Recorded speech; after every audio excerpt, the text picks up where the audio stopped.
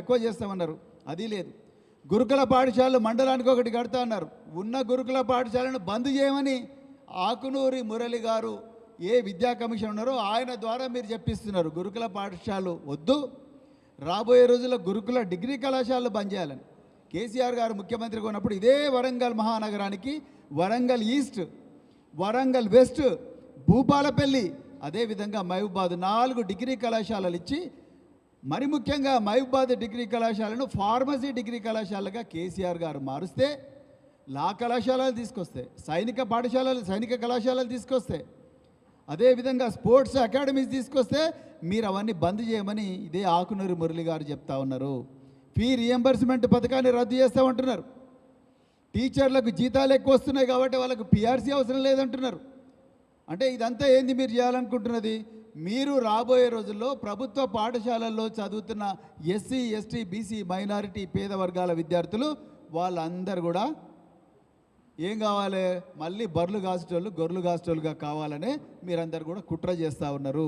అదేవిధంగా ఓరుగల్లు మహానగరంలో మరి వినయన్న గారు చెప్తే నేను మరి భద్రకాళి అమ్మవారి దేవాలయం పక్కపుంటుండే కాలనీస్కు పోయినా, ఘోరంగా ఎస్సీ వర్గాలకు చెందిన వ్యక్తులు మరి ఈ ప్రభుత్వ ఉద్యోగాలు మనకి ఇవ్వడం లేదు, మనకు చదువు కూడా రానివ్వడం లేదు. సరే మన కాళ్ళ మీద మనం నిడుద్దామని చెప్పేసి వీళ్ళను అడుక్కొని పుస్తలు తాకట్టు పెట్టి వీళ్ళు చిన్న చిన్న హోటళ్ళు పెట్టుకుంటే రాత్రికి రాత్రి వచ్చి కాకతీయ అర్బన్ డెవలప్మెంట్ అథారిటీ అధికారులు, మున్సిపల్ అధికారులందరూ వచ్చి ఆ బిల్డింగ్లను గొలగొట్టిండ్రు, ఆ హోటల్ను గొలగొట్టిండ్రు. నేను ఇవాళ అడుగుతున్నా, మరి మీ నాయకులు ఎవరైతే కాంగ్రెస్ నాయకులు పెద్ద పెద్ద మాల్స్ కట్టుకున్నారు, మీరు కాంగ్రెస్ నాయకుడు ఈ మల్లు రవికి అయితే హైదరాబాద్ మహానగరంలో 8,13,00,000 విలువైన ప్రభుత్వ భూమిని అప్పనంగా అప్పగించేసిండ్రు. మరి ఈ పేదోళ్ళు ఏం చేసిండ్రండి? చెరబండ రాజునగర్ అమ్మవారి దేవాలయం పక్కనే ఉంటుంది, భద్రకాళి అమ్మవారి దేవాలయం పక్కనే. చెరబండ రాజునగర్ను కూడా ఇప్పుడు మొత్తం కూడా కూలగొడతామంటున్నారు. అమ్మవారి దేవాలయం పక్కన ఉండే ఎస్సీల కాలనీలన్నీ కూడా కూలగొడతామని అంటున్నారు. ఎందుకయ్యా మీరు చేవేల డిక్లరేషన్లు ఏమో ఎస్సీలను గుండెలో పెట్టుకుంటామన్నారు, మరి అలా ఏందో మొత్తం ఎస్సీలు ఉండే కాలనీలు, ఎస్టీలు ఉండే కాలనీలు కూలగొడుతున్నారు. మీ హైడ్రా మరి తిరుపతి రెడ్డి ఇల్లు కూలగొట్టాలిగా దుర్గం చెరువులో. రేవంత్ రెడ్డి గారి సోదరుడైన తిరుపతి రెడ్డి గారు మీరు ఆయన ఇల్లు మన హైడ్రా అధికారులు మీరు తిరుపతి రెడ్డి ఇల్లు కూలగొట్టాలి కదా. ఈ పేదోళ్ళ ఇల్లే కూలగొడుతున్నారు ఏంది? ఎస్సీ, ఎస్టీలు, దివ్యాంగులు, మైనారిటీలు, గ్రామీణ ప్రాంతాల్లో తిండి దొరకక పట్టణ ప్రాంతాలకు వలస వచ్చిన పేదలు వాళ్ళ ఇండ్లు కూలగొడతా ఉన్నారు. వెలుగుమట్లలో, ఖమ్మంలో పేద వర్గాల ఇండ్లు కూలగొట్టా ఉండ్రు. అందుకొరకు మళ్ళొక్కసారి మేము చెప్తా ఉన్నాం, ఈ తెలంగాణలో ఈ కాంగ్రెస్ పార్టీ, ఈ రేవంత్ రెడ్డి, అదేవిధంగా పొంగులేటి శ్రీనివాసరెడ్డి, మిగతా నాయకులు ఎవరైతే ఉన్నారో వీళ్ళందరూ కూడా తెలంగాణ ప్రజలను దోపిడీ చేస్తూ ఉన్నారు అనేది చాలా క్లియర్గా చెప్తా ఉన్నాం. ఇంకా రెండవది చివరి విషయం, మరి ఎన్నో సంవత్సరాల పోరాటం తర్వాత మరి కాజీపేటలో ఒక రైల్వే కోచ్ ఫ్యాక్టరీ వచ్చింది. మరి దాంట్లో వర్క్స్ జరుగుతూ ఉన్నాయి. కానీ ఒక్కటే సమస్య, నిజంగా ఏ ప్రాంతంలో పరిశ్రమలు పెట్టాలన్నా ఆ ప్రాంత ప్రజలకు లాభం వచ్చే విధంగా పెట్టాలి. ఇక్కడ పరిశ్రమలు పెట్టి స్థానిక యువకులకు ఉద్యోగాలు రాకుండా పోతే ఆ పరిశ్రమలు ఈ ప్రాంతానికి భారం అయితే తప్ప ఈ ప్రాంతానికి న్యాయం చేసేటోళ్ళు కాదు, న్యాయం చేసే విధంగా తయారు కావు. గతంలో మరి మహారాష్ట్రలో కానీ, అదేవిధంగా లాతూర్ మహారాష్ట్రలో కానీ ఇంకా చాలా ప్రాంతాల్లో కూడా స్థానికులకు 70% ఉద్యోగాలు వచ్చే విధంగా అక్కడి విధానాలు రూపకల్పన చేయబడ్డవి. కానీ ఇక్కడ మరి కాజీపేట రైల్వే కోచ్ ఫ్యాక్టరీ వస్తుంది. మొన్న మా deputy floor leader Harish Rao గారు కూడా చెప్పారు ఈ విషయం. మళ్ళీ మేము చెప్తున్నాం, ఈ కాజీపేట రైల్వే కోచ్ ఫ్యాక్టరీ అనేది గతంలో పివి నరసింహారావు గారు ఉన్నప్పటి నుంచి దీని మీద చర్చ జరుగుతూ ఉన్నది. పెద్దలు గౌరవనీయులు తెలంగాణ తొలి ముఖ్యమంత్రి కేసీఆర్ గారు దీనికి 160 ఎకరాల భూమి కూడా ఇస్తామని చెప్పారు ఎన్నోసార్లు. మరి బీఆర్ఎస్ పార్టీ కూడా దీని మీద వీరోచిత పోరాటాలు చేసింది.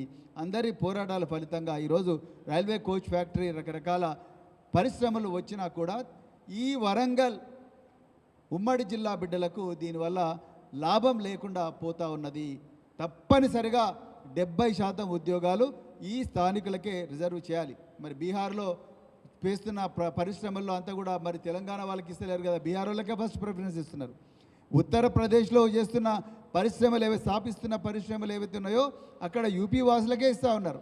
కానీ తెలంగాణ వచ్చే వరకు మరి తెలంగాణ బిడ్డలకే ఇవ్వాలి, మొట్టమొదటి ప్రిఫరెన్స్ వాళ్ళకే ఇవ్వాలని చెప్పి డిమాండ్ చేస్తూ మరొక్కసారి ఈ ప్రజాపాలన ప్రగతి ప్రణాళిక అనే ఒక డ్రామా ఏదైతే హై వోల్టేజ్ డ్రామా ఏదైతే 99 రోజుల పాటు పాలన పడకేసే డ్రామా, దోపిడీ నిరంతరాయంగా చేసుకునే డ్రామా ఏదైతే ఉందో, అధికారులు వాళ్ళ పనులు వాళ్ళు చేసుకోకుండా రోజు మినిస్టర్ల చుట్టూ తిరిగే డ్రామా ఏదైతే ఉందో, ప్రజలను మోసం చేసే డ్రామా ఏదైతే ఉందో, ఈ డ్రామా వల్ల తెలంగాణ ప్రజలకు ఎలాంటి ప్రయోజనాలు ఒనగూరవని చెప్తూ చివరిగా మళ్ళీ చెప్తున్నా, తెలంగాణ ప్రజలు ముక్త కంఠంతో ఒక్క విషయం డిమాండ్ చేయాలి.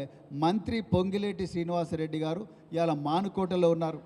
అయ్యా శ్రీనివాసరెడ్డి గారు, మీరు 3000 కుటుంబాలను రోడ్డు మీద పడేశారు. వాళ్ళు నివసిస్తున్న ఇళ్లను నేలమట్టం చేసిండ్రు. ఇవాళ తెలంగాణ సంపదను పట్టపగల మీరు రేవంత్ రెడ్డి ఇద్దరు కూడబలుకొని దోచుకుంటా ఉన్నారు. మీకు ఈ ప్రభుత్వంలో కొనసాగే నైతిక హక్కు లేదు. మీరు అర్జెంటుగా చేయాలి, లేకపోతే మరి ఇవాళ మేము డిమాండ్ చేస్తున్నాం పొంగిరెడ్డి శ్రీనివాసరెడ్డిని బర్తరఫ్ చేయాలని చెప్తూ, ఓరుగల్లు నగరంలో సదాంత్ అనే దళిత బంధు లబ్ధిదారుడి దుకాణాన్ని మరి కాంగ్రెస్ ప్రభుత్వం కూల్చేసింది. అది నేను చాలా క్లియర్గా ఇంతకుముందే చెప్పడం జరిగింది. మరి అందుకొరకు ఈ తెలంగాణకు నిజంగా శ్రీరామరక్ష అంటే కేవలం బీఆర్ఎస్ పార్టీ మరియు కేసీఆర్ గారే. మరి కేసీఆర్ గారు పోరాడి తీసుకొచ్చిన తెలంగాణ ఇలా రాబందులా పాలైందన్న బాధతో ఇలా తెలంగాణలో ప్రతి కుటుంబం కూడా ఏడుస్తూ ఉన్నది. అందుకొరకు త్వరలో ఎంత తొందరగా వీలైతే అంత తొందర మళ్ళీ కేసీఆర్ గారిని ముఖ్యమంత్రి చేసుకోవాలి, బీఆర్ఎస్ పార్టీని అధికారం తీసుకురావాలని చెప్పేసి తెలంగాణ పిల్లలందరూ కూడా 1000 దేవుళ్లకు మరి మొక్కుకుంటున్నారు. మరి ఇదే విషయం తెలంగాణ పిల్లలకు తెలియజేస్తూ, బీఆర్ఎస్ పార్టీ తెలంగాణ సంపదను దోచుకునే శక్తుల మీద తెలంగాణను ఒక ఏటీఎంగా మార్చి మరి ఢిల్లీలో ఉండే బడాబాబులకు ఆస్తులు పంచిపెట్టే ఈ దొంగల మీద వీరోచిత పోరాటం. మీరు ఎన్ని కేసులు పెట్టినా, మీరు ట్యాపింగ్ కేసు పెట్టినా, ఫార్ములా కేసు పెట్టినా, మీరు ఎన్ని కేసులు పెట్టినా ఎట్టి పరిస్థితుల్లో కూడా మేము మాట తప్పము, మడమ తిప్పమని చెప్తూ మరొకసారి ఇంత ఓపికగా మరి మా ఈ విషయాలను మేము చెప్పిన ఈ విషయాలను తెలంగాణ ప్రజలకు మరి ప్రసారం చేసిన మీడియా మిత్రులందరికీ కూడా ధన్యవాదాలు చెప్తూ, జై తెలంగాణ, జై కేసీఆర్, జై భీమ్.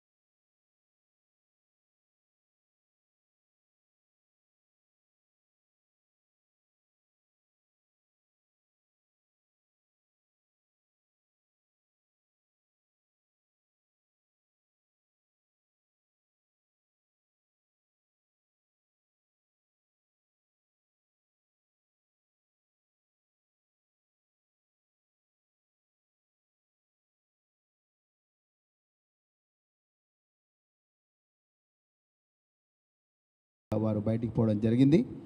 అయితే మిత్రులారా, మరి నిన్నగాక మొన్న కలెక్టర్ల సమావేశంలో గౌరవ ముఖ్యమంత్రి రేవంత్ రెడ్డి గారు మరి ఒక 99 రోజుల ప్రణాళిక, ప్రజాపాలన ప్రగతి ప్రణాళిక అనే ఒక 99 రోజుల కార్యక్రమాన్ని కలెక్టర్లకు చెప్పి మీరంతా కూడా చేయండి అని చెప్పి మరొక అటెన్షన్ డైవర్షన్ కార్యక్రమానికి తెరలేపిండ్రు. మరి రేవంత్ రెడ్డి గారు అంటేనే రామ్జీ నగర్ గ్యాంగుల్లో ఎట్లయితే దృష్టి మరల్చి బంగారం ఎత్తుకపోతారో అదేవిధంగా 6 గ్యారంటీల అమలు చేయడం చేతకాక ప్రతిసారి కూడా ప్రజలు ఈ 6 గ్యారంటీల మీద అడిగినప్పుడు, మరి ముఖ్యంగా భారత రాష్ట్ర సమితి 6 గ్యారంటీల మీద వీరోచిత పోరాటం చేస్తూ ప్రజల గుండెల్లో స్థానం సంపాదించుకుంటున్న ప్రతిసారి కూడా రేవంత్ రెడ్డి గారు అటెన్షన్ డైవర్షన్ చేస్తున్నారు. ఈ 2.5 సంవత్సరాల్లో కాళేశ్వరంలో మేడిగడ్డను కూలగొట్టి పీసీ గోస్ కమిషన్ వేసి అటెన్షన్ డైవర్షన్. అదేవిధంగా ఎలక్ట్రిసిటీ కేసీఆర్ గారు 20,000 మెగావాట్ల ఎలక్ట్రిసిటీని విద్యుత్తు ఉత్పాదనను పెంచితే దాని మీద జస్టిస్ నరసింహారెడ్డి కమిషన్ వేశారు. కేటీఆర్ గారు మొబిలిటీ వ్యాలీ అని చెప్పి తెలంగాణను విద్యుత్ వాహనాల కేంద్రంగా తయారు చేయాలని తలిస్తే వారి మీద ఫార్ములా ఈ కేసు పెట్టారు. హరీష్ రావు గారు ప్రతిరోజు కూడా ఈ 6 గ్యారంటీల అమలును కానీ లేకపోతే తెలంగాణ రైతులకు నీళ్ళల్లో మరి అన్యాయం జరుగుతూ ఉన్నది, పోరాడి తెచ్చుకున్న తెలంగాణలో నీళ్ళ విషయంలో అన్యాయం జరుగుతుందంటే వారి మీద కూడా పంజాగుట్టలో అక్రమ కేసులు పెట్టారు. ఇప్పుడు ట్యాపింగ్ అని చెప్పేసి ధారావాహిక సీరియల్ నడుస్తూ ఉన్నది. ఇవన్నీ కాదు అయినా కూడా బీఆర్ఎస్ పార్టీ లొంగకుండా వీరోచిత పోరాటం ప్రజల కోసం చేస్తూ ఉంది. వీళ్ళకి ఎట్లయినా ఆగేటట్టు లేరు అని చెప్పి ఇప్పుడు మళ్ళీ ఒక కొత్త డ్రామాకు రేవంత్ రెడ్డి ప్రభుత్వం తెరలేపింది. అదే ఈ 99 రోజుల ప్రగతి ప్రణాళిక ప్రజాపాలన. మీరు ప్లానింగ్ డిపార్ట్మెంట్ ఇచ్చిన గైడ్లైన్ చూస్తే నిజంగా ఆశ్చర్యం వేస్తుంది. అధికారులంట ప్రతిరోజు కూడా ఈ 99 రోజులు శానిటేషను, తర్వాత పెండింగ్ ఫైల్స్ క్లియర్ చేయాలి, అదేవిధంగా పరిసరాలను కూడా జాగ్రత్తగా పెట్టుకోవాలి, అదేవిధంగా ఇంకేమైనా ఉంటే అవన్నీ చేయాలంటున్నారు. మరి నిజంగా రేవంత్ రెడ్డి గారు ముఖ్యమంత్రిగా పాలన ఏమన్నా 2.5 సంవత్సరాల్లో నేర్చుకున్నారా? వారి మంత్రివర్గ సభ్యులు ఏమైనా నేర్చుకున్నారు? నిజంగా మాకు సీరియస్ డౌట్ వస్తుంది. అయ్యా రేవంత్ రెడ్డి గారు, అదేవిధంగా మరి రెవెన్యూ మంత్రి పొంగులేటి శ్రీనివాసరెడ్డి గారు, మిగతా మంత్రులు అందరూ కూడా మీరు ఈ 99 రోజుల ప్రజాపాలనలో ఇచ్చిన ప్రతి అంశం కూడా అది పరిసరాల పరిశుభ్రత కానీ, మరి అదేవిధంగా పెండింగ్ ఫైళ్ళ క్లియరెన్స్ కానీ, లేకపోతే ప్రజల ఫిర్యాదులు వినడం కానీ ప్రతిరోజు కూడా ప్రభుత్వ ఆఫీసుల్లో అందరూ చేయవలసిందే. వాళ్ళకు జీతాలు వచ్చేది అందుకొరకే.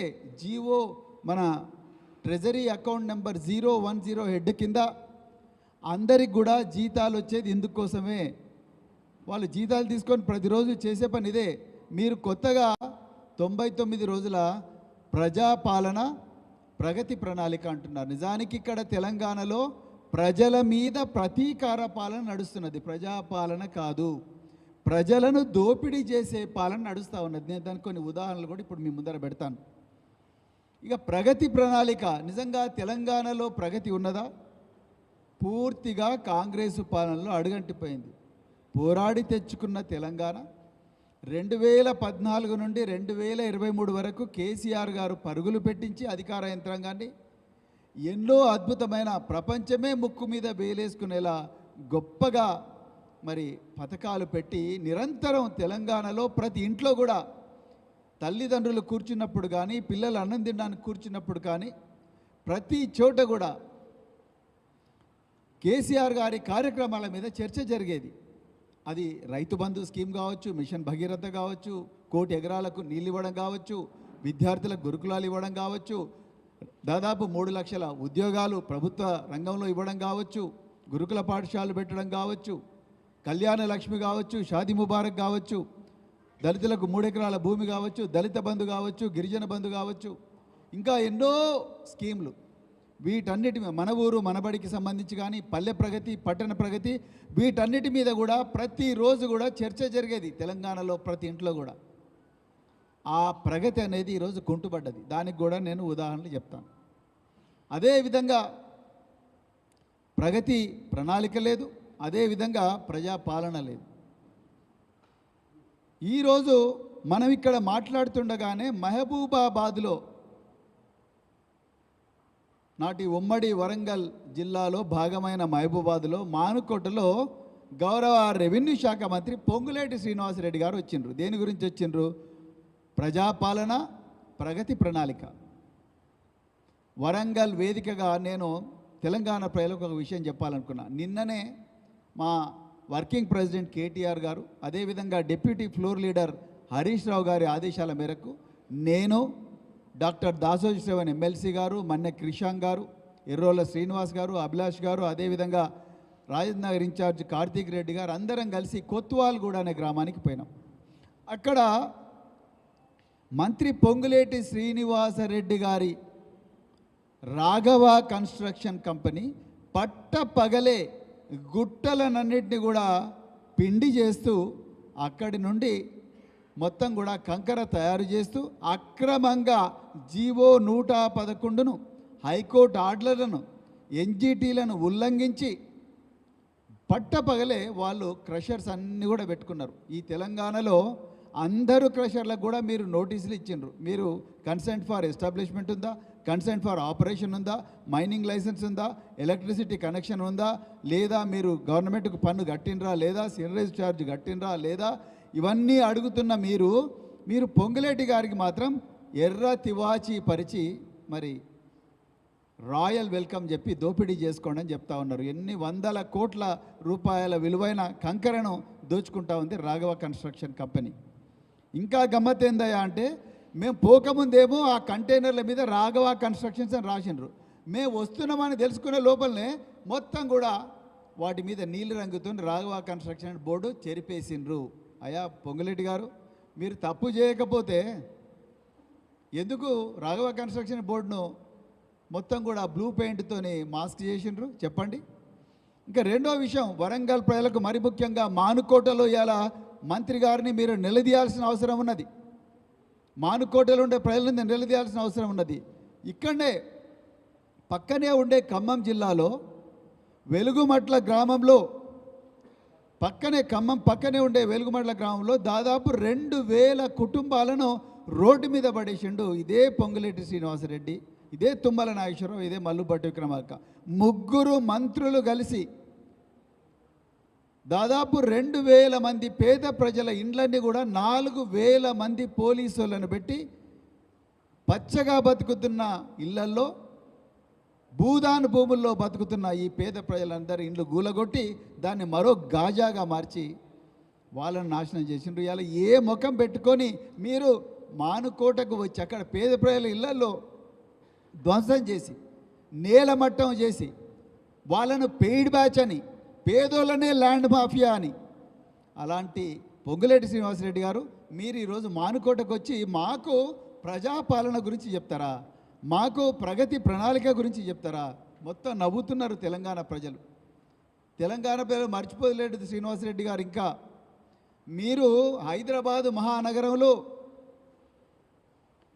మీ అబ్బాయి అధినేతగా ఉన్న రాఘవ కన్స్ట్రక్షన్ 300 కోట్ల రూపాయల విలువైన భూమిని కబ్జా చేయడానికి పోతే గచ్చిబౌలి పోలీస్ స్టేషన్లో మీ కంపెనీ మీద కేసు అయితే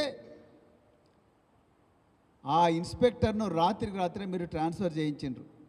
అదేవిధంగా ఇక్కడ సమ్మక్క సారక్క దేవాలయాలు ఏవైతే ఉన్నాయో, ఆదివాసీ వీరవనితల దేవాలయాలు ఏవైతే ఉన్నాయో ఆ దేవాలయాల కాంట్రాక్ట్ తీసుకొని అవి కూడా నాసిరకం పనులు చేసిండ్రు మీరు. అదేవిధంగా భూభారతి పెద్ద కుంభకోణం జరిగింది. జనగామలోనే బయటపడ్డది ఆ కుంభకోణం. ఉమ్మడి వరంగల్ జిల్లాలో ఉండే జనగామ జిల్లాలో ఆ కుంభకోణం బయటపడ్డది. 100 కోట్ల రూపాయల కుంభకోణం మీ సేవా కేంద్రాలుగా జరిగింది. మరి ఇవన్నీ మీరు చేసి ఇప్పుడు ప్రజాపాలన ప్రగతి ప్రణాళిక మీ వల్ల ప్రగతి కుంటుపడ్డది. ప్రజలు దోపిడీకి గురవుతున్నారు ప్రతిరోజు కూడా. పేద ప్రజలు రోడ్డు మీదకి వస్తున్నారు. అయినా ఇవాళ మీరు ఏ ముఖం పెట్టుకొని ఇలా మానుకోటకు వచ్చి మేము ప్రజాప్రభుత్వం అని ఎట్లా చెప్తా ఉన్నారు? ఒక్కసారి తెలంగాణ పిల్లలందరూ కూడా ఆలోచించాలి. ఇక రెండో విషయం, ఇక ఈ కాంగ్రెస్ ప్రభుత్వం 2023లో ఆగస్టు 26వ తారీఖు నాడు చేవెళ్ళ కేంద్రంగా చేవెళ్ళ డిక్లరేషన్ అని చెప్పేసి ఎవరినో కాదు మల్లికార్జున ఖర్గేను తీసుకొని వచ్చిండ్రు. ఏఐసిసి ప్రెసిడెంట్ ఆయన. ఈ దేశంలో మేము ఏఐసిసిని ఒక ఎస్సీ సామాజిక వర్గానికి చెందిన వ్యక్తిని మేము ఏఐసిసి ప్రెసిడెంట్గా చేసిన చూడండి అని చూపించుకోనికే మల్లికార్జున ఖర్గే ఏం చేసిండ్రో ఆ మల్లికార్జున ఖర్గే చేతుల మీదుగా చేవెళ్ళ డిక్లరేషన్ చేసిండ్రు. నిజంగా ఈ దేశంలో పూనా ఒడంబడిక లాంటి 1932లో ఏ విధంగా అయితే ఎస్సీల మీద బహుజనుల మీద ద్రోహం జరిగిందో అలాంటి ద్రోహమే ఆగస్టు 26 నాడు 2023లో చేవెళ్ళ వేదికగా కాంగ్రెస్ పార్టీ మల్లికార్జున ఖర్గే రేవంత్ రెడ్డి ఇద్దరు కలిసి ద్రోహం చేసిండ్రు. అయ్యా మీరు ఆ రోజు ఎస్సీలకు ఏమని చెప్పిండ్రండి? మీరు 12 అంశాలతోని ఒక చేవెళ్ళ డిక్లరేషన్ పెట్టిండ్రు. ఎస్సీలకు 12 లక్షల ఆర్థిక భరోసా, ఒక్క పైసా రాలేదు ఇంతవరకు. కేసీఆర్ గారు దళిత బంధు కింద 10 లక్షల రూపాయలు ఇస్తామంటే మీరు 12 లక్షల రూపాయలు ప్రామిస్ చేసిండ్రు. ఒక్క పైసా కూడా ఇంతవరకు ఇవ్వలేదు. ఎస్సీ కార్పొరేషన్లో సంక్షేమ భవన్లో అధికారులందరూ కూడా ఈగలు చెప్తా ఉన్నారు, వాళ్ళ చేతికి పని లేదు. ఒక్క పైసా కూడా మీరు ఇంతవరకు ఎస్సీ కార్పొరేషన్కి ఇవ్వలేదు. పరిశ్రమల విభాగం ఎస్సీ ఎస్టీ కింద టీ ప్రైడ్ కింద ఎస్సీ ఎస్టీలకు రాయితీలు ఇచ్చి వాహనాలు ఇస్తే వాళ్ళకి రావాల్సిన సబ్సిడీ అమౌంట్ కూడా ఒక పైసా పోలేదు. పోయింటే ఒక లెక్కలు ముందర పెట్టండి. ఎస్సీ కార్పొరేషన్ నుంచి ఎంతమంది ఎస్సీలకు ఇప్పటి వరకు కూడా మీరు రుణాలు ఇచ్చిండ్రు? ఒక్క ఎస్సీ కన్నా ఇచ్చిండ్రా చూపియండి. రాజీవ్ యువ వికాసం అని చెప్పి అప్లికేషన్లు తీసుకొని అవన్నీ చెత్తబుట్టలో పడేసిండ్రు. ఇది మీరు చేవెళ్ళ సాక్షిగా ఎస్సీలకు చేసిన ద్రోహం. అదేవిధంగా ఎస్సీ ఎస్టీలకు ఇంటి స్థలాలు లేని వారికి ఇళ్ల స్థలాలు ఇచ్చి 6 లక్షల రూపాయల ఆర్థిక సాయం అందిస్తున్నారు. ఎంతమంది ఎస్సీలకు ఇళ్ల స్థలాలు ఇచ్చిండ్రు? ఒక్కసారి మీరు ఆ వివరాలన్నీ తీసుకొని రావాలి. అదేవిధంగా ఎస్సీ ఎస్టీలకు కాంట్రాక్టు పనుల్లో 18%, 12% కేటాయిస్తున్నారు. ఎస్సీలకు 18%, ఎస్టీలకు 12%. నేను వరంగల్ వేదికగా చెప్తున్న డాక్టర్ బిఆర్ అంబేద్కర్ గారి విగ్రహం ఇక్కడికి కూతవేటు దూరంలో ఉన్నది. నేను వరంగల్ వేదికగా చెప్తున్న కేసీఆర్ గారు ముఖ్యమంత్రిగా ఉన్నప్పుడు వేలాది మంది ఎస్సీలు కాంట్రాక్టర్లు అయినరు. నేను సజీవ సాక్ష్యాలు ఎన్నో చూపిస్తాను. మీరు ఈ గురుకుల పాఠశాలకు తీసుకుపోండి, ప్రభుత్వ పాఠశాలకు తీసుకుపోండి. అదేవిధంగా చాలా చోట్ల కూడా ఎస్సీ కార్పొరేషన్ రుణాల ద్వారా వేలాది మంది కాంట్రాక్టర్లు అయినరు. మీరు ఒక్కరిని కూడా చేయకపోగా పైనుంచి ఎస్సీల నోట్ల మన్ను కొట్టిండ్రు, ఎస్టీల నోట్ల మన్ను కొట్టిండ్రు, బీసీల నోట్ల మన్ను కొట్టిండ్రు. ఇది వాస్తవం. మీరు ప్రాజెక్ట్ ఇంప్లిమెంటేషన్ యూనిట్ అని చెప్పి ఒక జీవో తీసుకొచ్చి ఆ జీవోలో ఈ రాష్ట్రంలో ఉండే అన్ని ప్రభుత్వ పాఠశాలలు, అన్ని గురుకుల పాఠశాలలు, వీటన్నిట్లలో కూడా టెండర్లన్నీ కూడా బడా బాబులకే చెందాలని చెప్పి జీవో తీసుకొచ్చిండ్రు. మరి మీరు చేవెళ్ళనేమో 18% ఎస్సీల కాంట్రాక్ట్లు ఇస్తున్నారు. మీరు ఒక్క గవర్నమెంట్ డిపార్ట్మెంట్ చూపించండి రేవంత్ రెడ్డి గారు, ఎస్సీ ఎస్టీలకు కాంట్రాక్ట్లు వాళ్ళ హక్కు ప్రకారం ఇచ్చినట్టుగా. మీరే అన్నారుగా చేవెళ్ళ డిక్లరేషన్లో. మళ్ళీ మీరు ఏం చేస్తున్నారు? రేపు ఈరోజే అనుకుంటా, 6వ తారీఖు కదా, ఈరోజే మీరు శిల్పకళా వేదికలో ఎస్సీ ఎంప్లాయీస్ అందరు కలిసి మీకు సన్మానం చేస్తున్నారు. ఈరోజు ఎస్సీ ఎంప్లాయీలు అందరు కలిసి మీకు సన్మానం చేస్తున్నారు. మీరు ఆ ఎంప్లాయీల సాక్షిగా ఈరోజు చెప్పాలి రేవంత్ రెడ్డి గారు.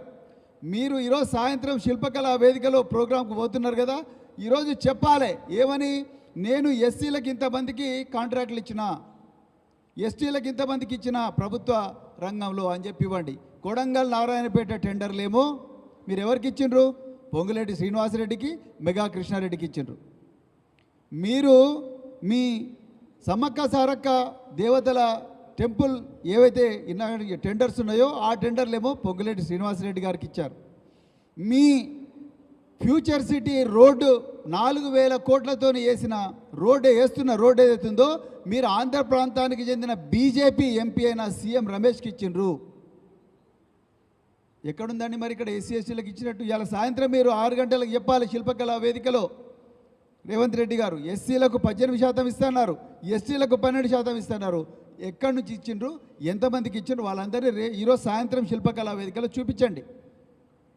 అదేవిధంగా ఎస్టీ గ్రామ పంచాయతీలకు ఏడాది 25 లక్షల ప్రత్యేక నిధులు ఇస్తామన్నారు. 25 పైసలు కూడా మీరు ఇవ్వలేదు.